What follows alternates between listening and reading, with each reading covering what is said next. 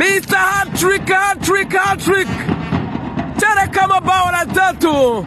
Anajena yihereza mpiga picha kimataifa. Habimana Yves.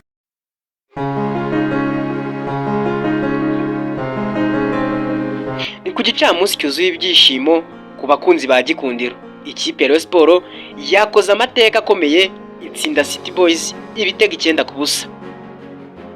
Hari mu mukino wo kwishyura wa 1/8 cy'igikombe cy'amahoro cyabereye i Kigali kuri Kigali Pele Stadium.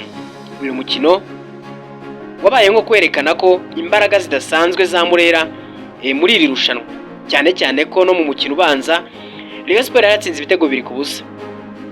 Ibi rero byatumye ku giteranyo cy'imikino ibiri yombi Rayon Sports isezera City Boys ku kinyuranyo cy'ibitego 11-0.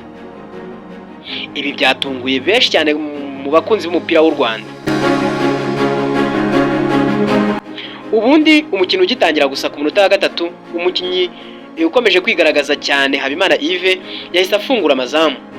Iki gitego cyahise giha imbaraga Rayon Sports, abafana baririmba indirimbo zo Gikundiro ndetse mu buryo budasanzwe. Ku munota wa 12 rutahizamu Falenganye yatsinze igitego cya kabiri. City Boys yatangiye kugaragara nk'iri ku gitutu gikomeye. Ntibyatinze kuko ku munota 15 Joachim Vininyu yongeye gutsinda igitego cya gatatu. Icyo gihe abafana ba Murera bari bamaze kumva ko umukino ushobora kurangira ari imyigaragambyo y'ibitego. Bigeze ku munota wa 28 Habimana Yves yongeye gutsinda igitego cya 4 mbere yuko Falenganye atsinda icya 5 ku munota 32. Igice cya mbere cyarangiye Rayon Sports iyoboye n'ibitego 5-0. Ibintu byari byamaze kwerekana ko umukino uri kugenda uba woroshye muri Murera. Igice cya kabiri ibitego byakomeje kujyamo nk'imvura. Mu gice cya kabiri benshi bakomeze gutekereza ko Rayon Sports ishobora kugabanya imbaraga, ariko siko byagenze. Bigeze ku munota 39 Habimana Yves yongeye gutsinda igitego cya 6 agaragaza ko ari mu bihe byiza.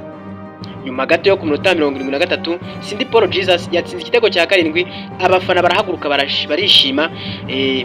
Nyuma yaho ku munota wa 80 Ben Aziz Dao yatsinze igitego cya 8 mbere yuko ku munota 89 Habimana Yves atsinda igitego cye cya 4 ku giti cye, cyabaye igitego cya 9 cya Rayon Sports muri uwo mukino. Umukinnyi Habimana Yves niwe wabaye intwari y'uyu mukino, atsinda ibitego 4 wenyine. Uko yikiniraga, uko yihutaga ndetse n'uburyo yangirizaga amahirwe yabonye byerekanye ko ari umwe mu bakinnyi Rayon Sports ishobora kwishingikirizaho cyane muri iri rushanwa. Ibi bisobanuye ko iyi tsinzi ikomeye yatumye Rayon Sports igera muri 1/4 cy'igikombe cy'amahoro cya 2026, aho izahura n'izava hagati ya Polisi na Gicumbi. Abasesenguzi b'umupira bavuga ko ishobora guhuza kuba ihura na Polisi,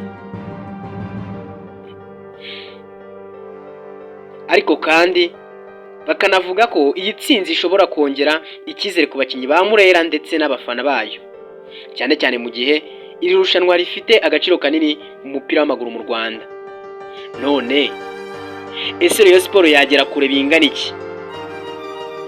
Nk'uko buri wese ashobora kubyibaza. Ubundi nyuma yo gutsinda ibitego 9-0 mu mukino umwe, benshi batangiye kwibaza niba Rayon Sports ishobora kugera kure muri iri rushanwa ndetse ikaba yakwegukana n'igikombe. Ese Murera ishobora gukomeza iyi sura nziza igera ku mukino wa nyuma, cyangwa andi makipe akomeye azayitambamira?